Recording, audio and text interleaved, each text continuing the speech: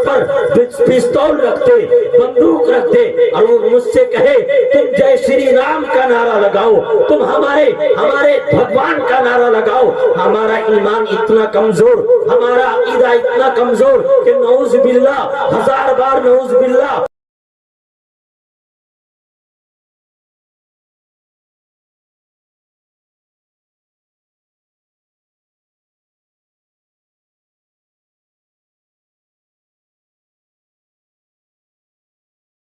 अब मुफ्ती मुनरुद्दीन साहब पास में जो मोहतमी मदरसा रशीद उलूम छतरपुर से तशरीफ लाए हुए हैं, मैं हजरत से अदब से गुजारिश करता हूँ कि तशरीफ लाएं और मवाइज़ हसन सामईन के दिलों को मुनव्वर करें। अस्सलामु अलैकुम व रहमतुल्लाहि व बरकातुहू। वालेकुम अस्सलाम। नाते नबी सुनने का, शेर व शायरी का शौक इस कौम में ज्यादा है। इंशाअल्लाह सुनाया जाएगा, आप जब तक कहेंगे तब तक सुनाया जाएगा, लेकिन थोड़ी देर और सुन ले दास्ताने रंज व गम, सुबह होने तक न जाने हम कहाँ खो जाएंगे। अल्हम्दुलिल्लाह व कफ़ा व सलामुन अला इबादिहिल्लज़ीना इस्तफ़ा, अम्मा बअद। अऊज़ु बिल्लाहि मिनश शैतानिर रजीम, बिस्मिल्लाहिर रहमानिर रहीम। क़ुल हुवल्लाहु अहद, अल्लाहुस समद, लम यलिद व लम यूलद व लम यकुल लहू कुफुवन अहद। सदक़ल्लाहुल अलियुल अज़ीम। हुकूमत पर नहीं अल्लाह पर ईमान रखते हैं, हुकूमत पर नहीं अल्लाह पर ईमान रखते हैं, नबी वाले जमाने में अलग पहचान रखते हैं और क़यामत तक उसे गुमराह कोई कर नहीं सकता, क़यामत तक उसे गुमराह कोई कर नहीं सकता जो अपनी रहनुमाई के लिए कुरान रखते हैं, जो अपनी रहनुमाई के लिए कुरान रखते हैं। और हक बात जब भी कोई इंसान बोलता है, हक बात जब भी कोई इंसान बोलता है, उसकी जुबान से गोया कुरान बोलता है। और सर जाए तो जाए, हक हो न मगर रुसवा, सर जाए तो जाए, हक हो न मगर रुसवा। ये बात करबला का मैदान बोलता है, ये बात करबला का मैदान बोलता है। और जो दुनिया को सुनाई दे उसे कहते हैं खामोशी, जो दुनिया को सुनाई दे उसे कहते हैं खामोशी, जो आंखों में दिखाई दे उसे तूफान कहते हैं। और मेरे अंदर से एक एक करके सब कुछ हो गया रुखसत, मगर एक चीज बाकी है जिसे ईमान कहते हैं, मगर एक चीज बाकी है जिसे ईमान कहते हैं। बरादरान इस्लाम, दाइस पर तशरीफ फरमा बावकार उलमाए किराम, सदर जलसा मदरसा तालीमुल कुरान बसगी के तमाम असातिज़ाए किराम, जिम्मेदारान और बसगी तारानाखों के तमाम काबिल कद्र सामईन, पर्दा नशी माँ और बहनों, मैं आपके दरमियान, मैंने अभी आपके सामने कुरान करीम की एक सूरा तिलावत की है जिसे सूरह इखलास कहा जाता है, जिसमें अल्लाह की वहदानियत का तज़किरा है। मैं आपसे बताना चाहता हूँ, मौजूदा दौर में पूरी दुनिया के अंदर, खुसूसन मुल्क हिंदुस्तान के अंदर जितने जलसे होते हैं, जितने इज्तिमाआत होते हैं, जितने तकरीबात होते हैं, जितने खिताबात होते हैं, जितनी तकरीरें होती हैं, किसी और मुल्क के अंदर उतने इज्तिमाआत, उतनी तकरीरें, उतने जलसे और उतने बयानात नहीं होते होंगे।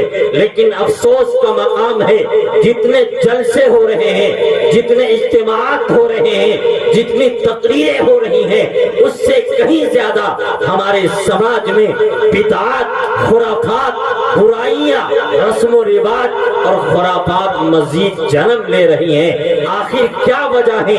बयानात होते हैं, उलमा मिंबर और मेहराब से आपको बता रहे हैं ये सिराते मुस्तकीम है, ये गलत रास्ता है, ये रास्ता जन्नत को जाता है, ये रास्ता जहन्नम को जाता है।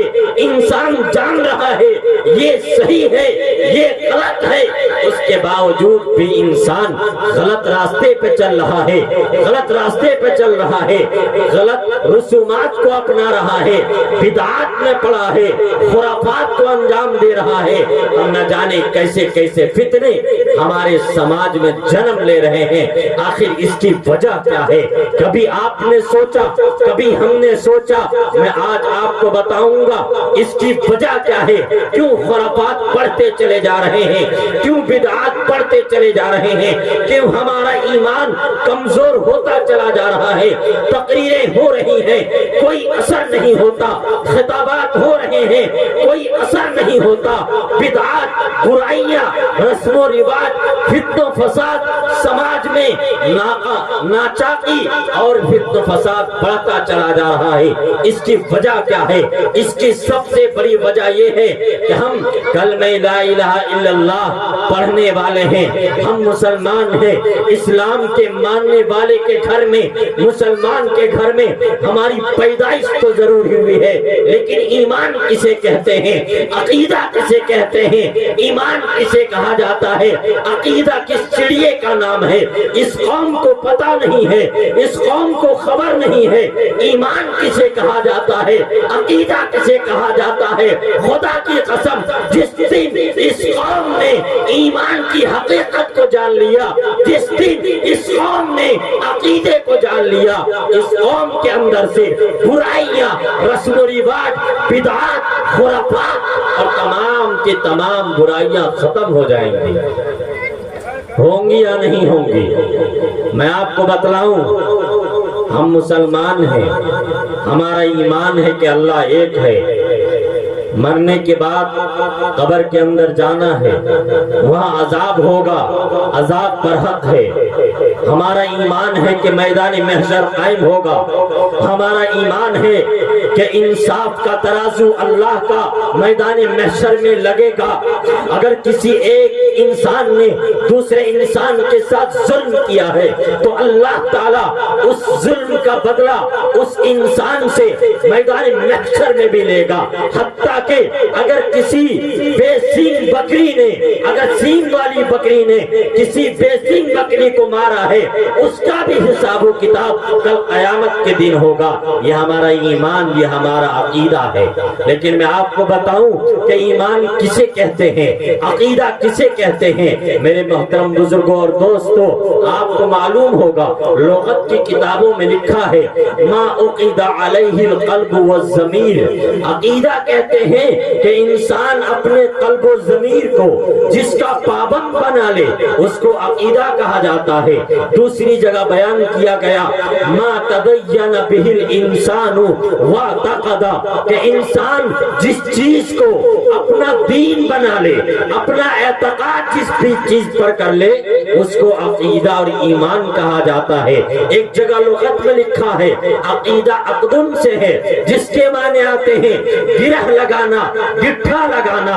اب اس کا مطلب یہ ہوا، عقیدے کی یہ تعریف ہوئی کہ دل کی گہرائی میں کسی چیز کی ایسی گرہ باندھی جائے، ایسی گرہ باندھی جائے کہ اگر کفر جسم کے ٹکڑے ٹکڑے بھی کر دے تو دل میں موجود اس ایمان اور عقیدے کو ختم نہ کر سکے، اسے عقیدہ کہا جاتا ہے۔ یعنی پختہ یقین کے ساتھ، پختگی کے ساتھ کسی چیز کو مان لینا، اسے عقیدہ کہا جاتا ہے۔ میرے دوستو، جب آپ نے یہ سمجھ لیا کہ عقیدہ کا مطلب یہ ہے کہ دل کی گہرائی میں کسی چیز کی ایسی گرہ باندھی جائے کہ اگر کفر جسم کے ٹکڑے ٹکڑے کر دے تو دل میں موجود اس ایمان اور عقیدے کو ختم نہ کر سکے، آئیے میں آپ کو بتلاؤں، آپ مثال سے سمجھیں۔ آپ دیکھ رہے ہیں ملک ہندوستان کے حالات بہت خراب ہیں۔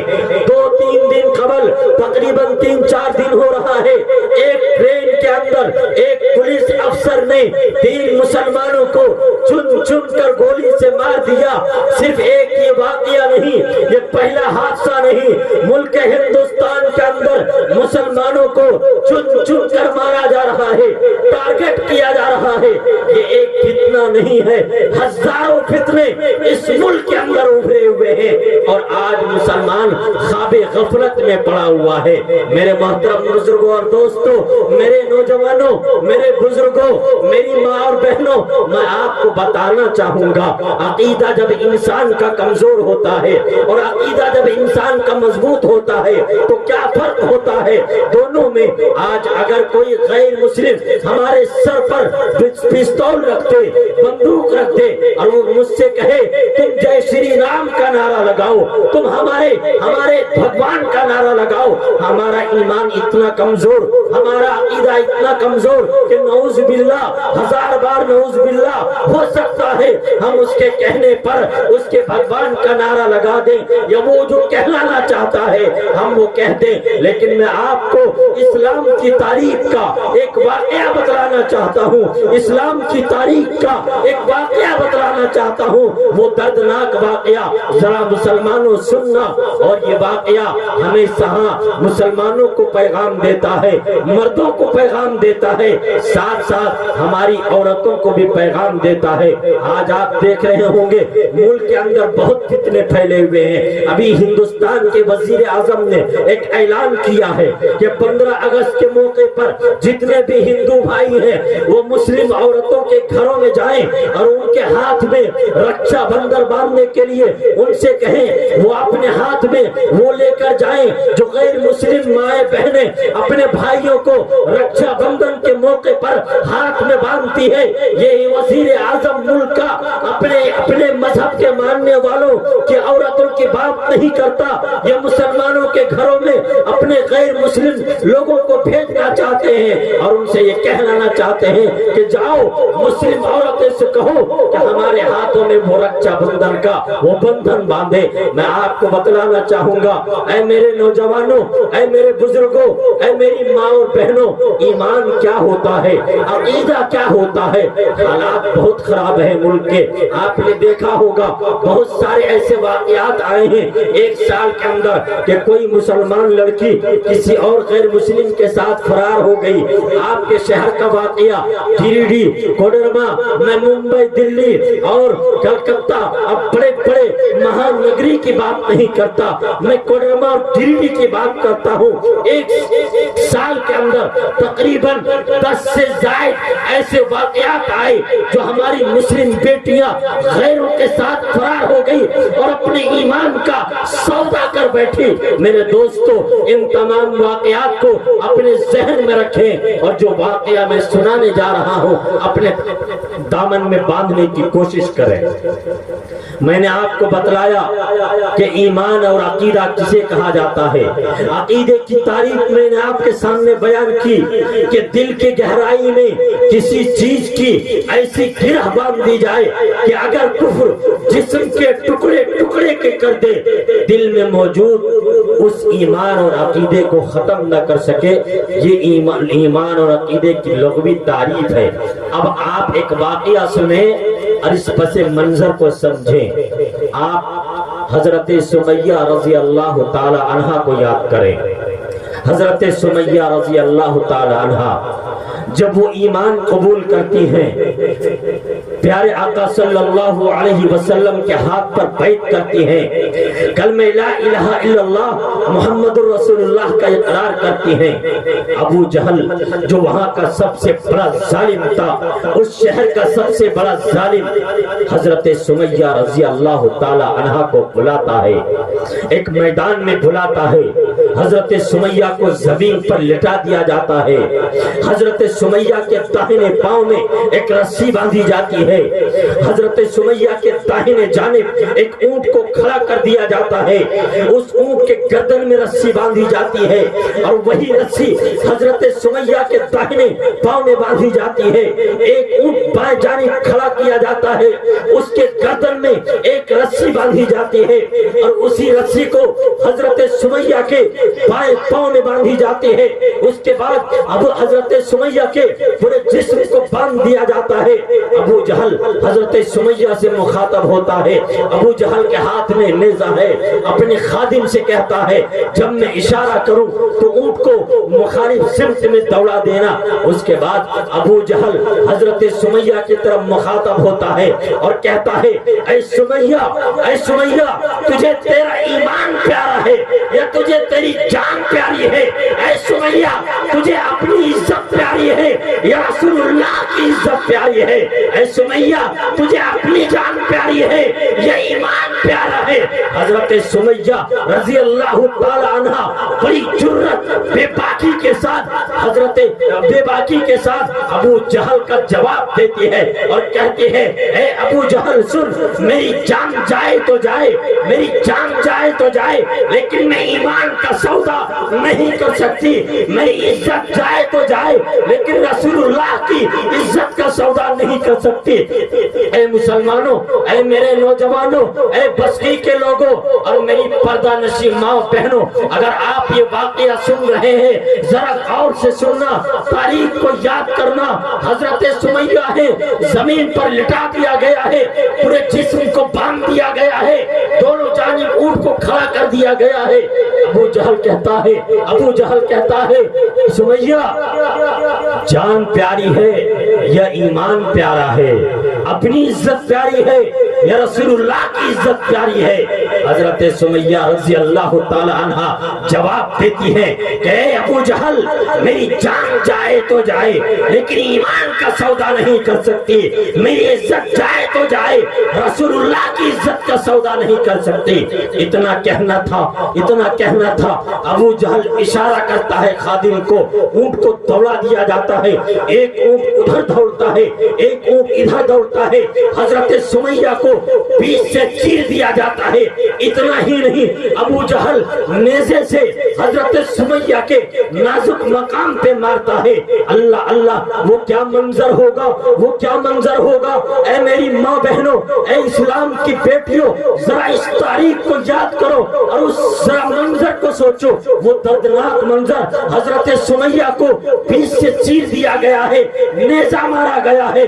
प्यारे आका सल्लल्लाहु अलैहि वसल्लम को इत्तला मिलती है, ए आका या रसूलुल्लाह, हजरत सुमैया पर जुल्म हो रहा है, हजरत सुमैया पर जुल्म हो रहा है। आका दौड़ते दौड़ते तशरीफ लाते हैं। प्यारे आका क्या देखते हैं? हजरत सुमैया को चीर दिया गया है, हजरत सुमैया के आंख में आंसू है। प्यारे आका हजरत सुमैया से मुखातब होते हैं, अर्ज करते हैं ऐ सुमैया तू रो क्यों रही है? तेरा खातिमा तो ईमान पर हो रहा है। ऐ सुमैया तेरे आंखों में आंसू क्यों है? ऐ मेरे नौजवानों, ऐ मेरे मुसलमानों, ऐ मेरी बस की तारा नाखों और अतराफ के मेरी माँ बहनों, अगर आप ये वाकया सुन रहे हो, हजरत सुमैया का जवाब सुनना। हजरत सुमैया का खातिमा अल्लाह के नबी फरमा रहे हैं, ऐ सुमैया तू रो क्यों रही है?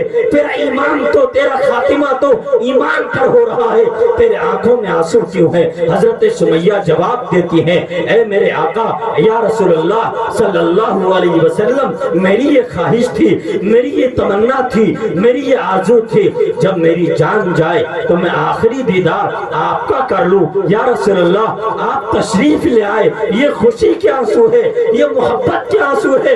मैं इसलिए नहीं रो रही हूँ कि मेरी जान जा रही है, मैं इसलिए नहीं रो रही हूँ कि मेरी जान जा रही है, मैं इसलिए नहीं रो रही हूँ कि मेरी इज्जत पर हमला किया गया है। या रसूलुल्लाह मैं तो ये मेरी ये ख्वाहिश थी, मेरी ये तमन्ना थी, मेरी आरज़ू थी, जब मेरी जान जाए तो मैं आपका दीदार करूं। या रसूलुल्लाह आप तशरीफ ले आए, ये खुशी के आंसू है, ये मोहब्बत के आंसू है। ऐ मेरे नौजवानों, ऐ मेरे मुसलमानों, ऐ इस्लाम की बेटियों, मेरी माँ और बहनों, जरा इस वाक़ये को सुनो।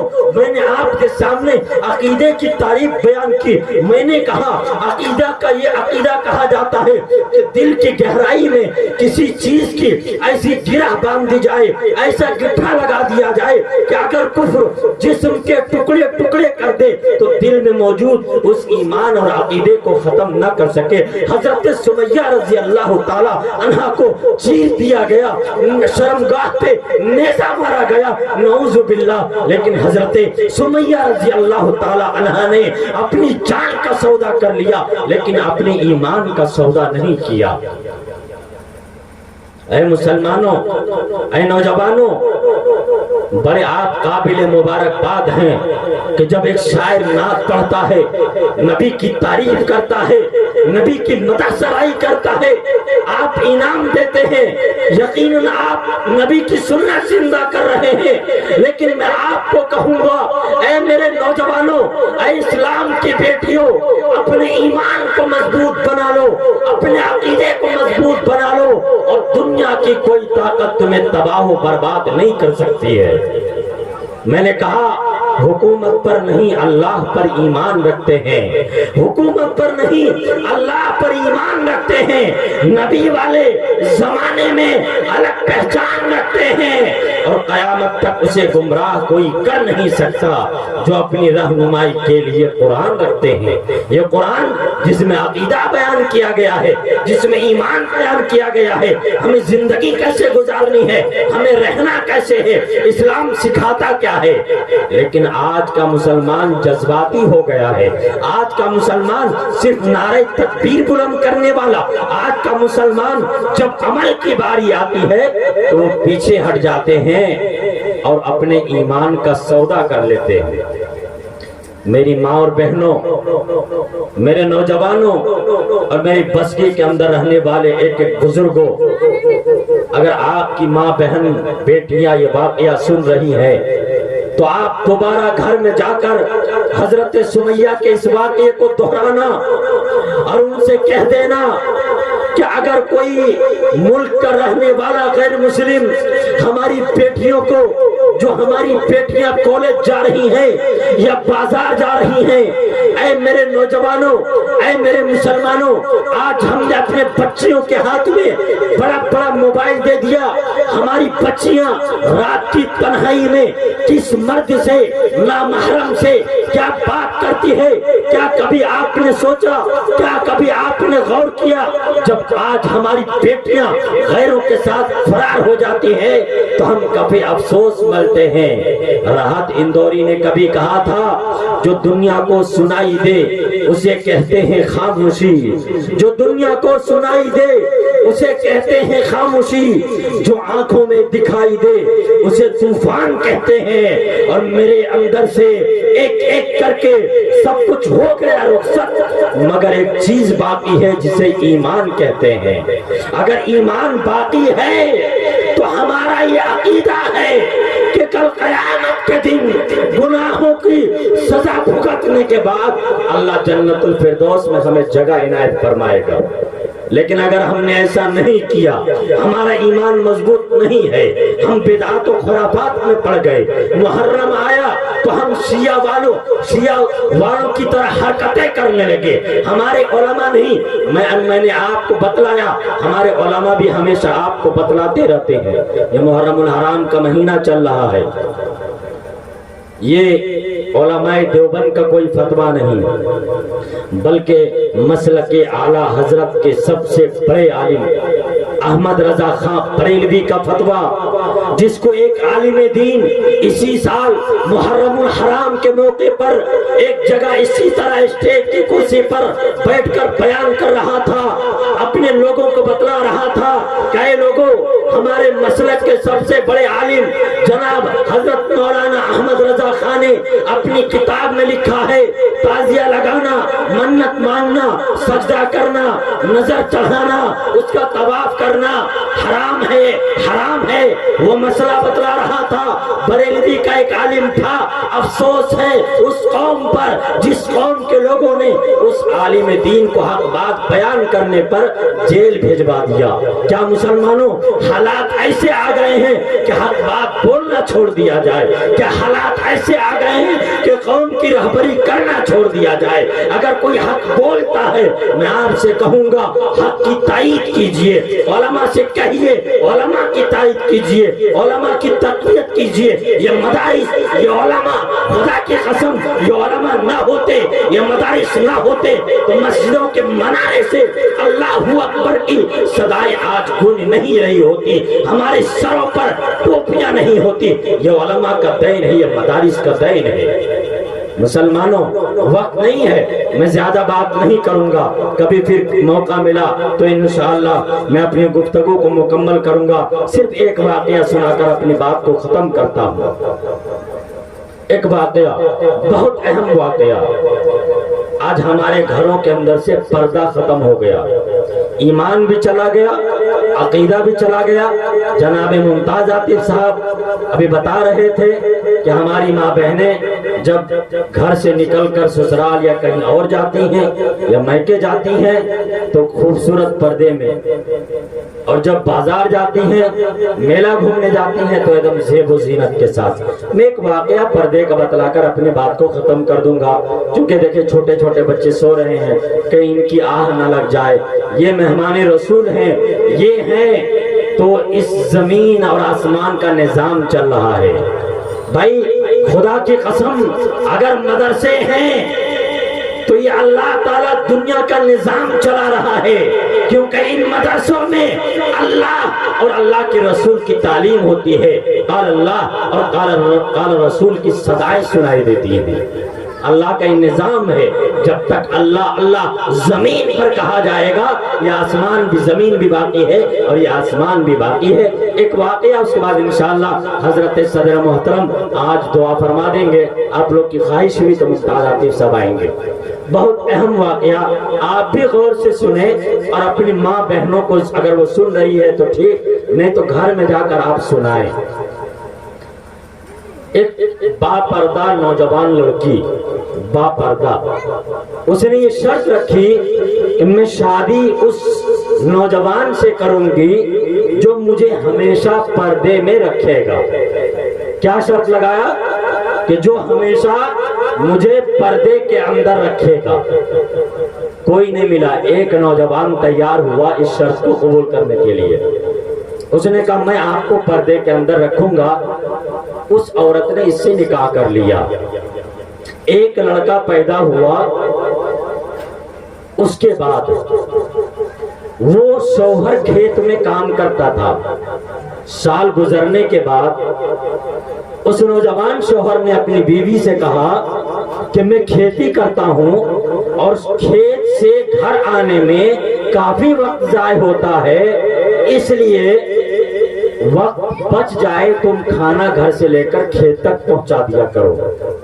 ایک لڑکا پیدا ہو چکا ہے، اس کے بعد یہ بات کر رہی ہے، غور سے سنیے گا تب بات سمجھ میں آئے گی۔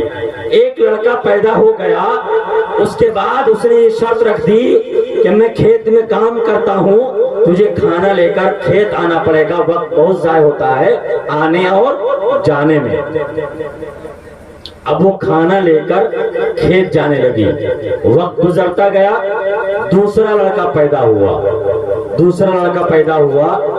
اب اس نے شوہر نے اپنی بیوی سے کہا کہ اب گزارا نہیں ہوتا، اس لیے تجھے بھی میرے ساتھ کھیت میں کام کرنا پڑے گا، تجھے بھی میرے ساتھ کھیت میں کام کرنا پڑے گا۔ اب وہ بالکل پہلے تو نیم برہنہ ہو کر گھر سے باہر نکلی، اب مکمل برہنہ ہو کر وہ گھر کے کھیت کے اندر کام کرنے لگی۔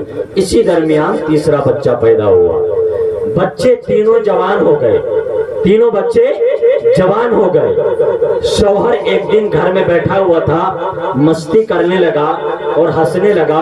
بیوی نے پوچھا کیا بات ہے میرے سرتاج، آپ کیوں ہنس رہے ہیں، آپ کیوں ہنس رہے ہیں؟ تو شوہر نے کہا بڑا تم پردہ کیا کرتی تھی کہ مجھے پردے میں رکھنا، مجھے پردے میں رکھنا، میں نے تجھے بے پردہ کر دیا، اور کیا ملا پردہ کر کے؟ بڑا پردہ کیا کرتی تھی۔ میرے نوجوانوں، میرے مسلمانوں، اے قوم کے لوگوں، اسلام کے ماننے والوں، اگر شریعت پر آپ عمل کرنے والے ہو تو یہ جو علماء پردے کے لیے کہتے ہیں، خدا کی قسم آپ کی بیٹی کی عزت، آپ کی ماں کی عزت، آپ کی بیوی کی عزت، آپ کی بیٹیوں کی کی عزت پردے کے اندر ہے. خدا کی قسم جو چیز جتنی عظمت والی ہوتی ہے وہ اتنے پردے میں ہوتی ہے. اللہ نے خانہ کعبہ کی حرمت کو بڑا عظیم رکھا ہے, اللہ نے اس کے اندر پردہ کو ڈال دیا ہے. شوہر کیا کہنے لگا, بڑا پردہ کیا کرتی تھی, ہم نے تجھے پردے سے باہر نکال دیا. اور شوہر ہنسنے لگا. تو بیوی نے کہا اچھا ہنس رہے ہو, مذاق کر رہے ہو, میں آپ کو بتاؤں کہ اس کا ریزلٹ کیا آیا ہے, میں آپ کو بتاؤں کہ اس کا ریزلٹ کیا آیا ہے. ریزلٹ سننا ہے تو دیکھو. اب وہ عورت وہ بیوی کیا کرتی ہے, اپنے شوہر سے کہتی ہے بغل والے کمرے میں تم چھپ جاؤ. کیا کرو, بغل والے کمرے میں چھپ جاؤ. اس کے بعد وہ عورت ناٹک کرتی ہے, رونا دھونا شروع کرتی ہے, اپنے بال کو بکھیر لیتی ہے. کیا دیکھتی ہے, میرا پہلا بیٹا آ رہا ہے. بیٹا آتا ہے, پوچھتا ہے امی جان آپ کیوں رو رہی ہیں, آپ کیوں بال کو نوچ رہی ہیں, آخر کیا ماجرا ہے. ماں کہتی ہے تیرے باپ نے مجھے مارا ہے, تیرے باپ نے مجھے پیٹا ہے. وہ پہلا بیٹا کہتا ہے امی جان اگر آپ کو ابو جان نے مارا ہے, آپ کو ابو جان نے پیٹا ہے, تو خدا کی قسم ابو جان آپ سے محبت بھی کرتے ہیں. یہ کہہ کر ماں کو سمجھا کر اپنے کمرے میں چلا گیا.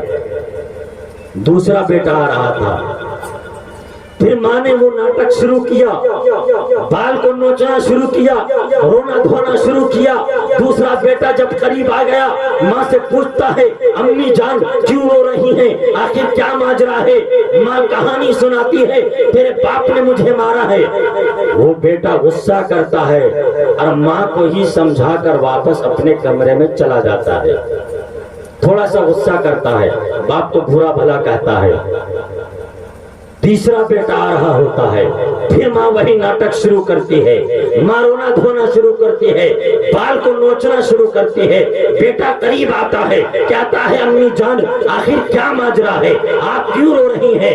ماں کہتی ہے تیرے باپ نے مجھے مارا ہے, تیرے باپ نے مجھے پیٹا ہے. اتنا کہنا تھا کہ اس تیسرے نوجوان بیٹے نے اپنے ہاتھ میں لاٹھی اٹھائی, باپ کو گالی دینا شروع کیا اور پوچھا کہاں ہے ابو جان, اور لپک کر باپ کی طرف دوڑا, باپ کو مارنے والا تھا. ماں نے کہا رکو رکو, اور آواز دے کر اپنے شوہر کو کمرے سے نکالا اور اس سے کہا سنو اب میں تجھے بتاتا ہوں جو تو ہنس رہا تھا کہ اس پردہ کیا کرتا تھا اور اس پردے سے کیا ہوا, میں نے تجھے بے پردہ کر دیا. سنو آج میں تمہیں بتاتا ہوں اس پردہ اور بے پردگی کا کیا اثر ہوا ہے. اے میرے نوجوانوں, اے بستی کے لوگوں, اگر آپ کے دل پر یہ بات اثر کر جائے تو آج سے آپ اپنی بیٹیوں کو, آج سے آپ اپنی بہنوں کو, آج سے آپ اپنی بیویوں کو پردے کے اندر لے آنا.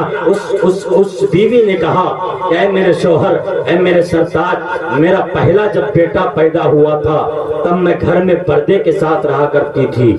آج جب میں رونا دھونا شروع کیا, میرا پہلا بیٹا آیا, میں نے کہا کہ تیرے باپ نے مجھے مارا ہے, تو اس نے کیا کہا کہ اگر آپ کو ابو جان نے مارا ہے تو ابو جان آپ سے محبت بھی کرتے ہیں.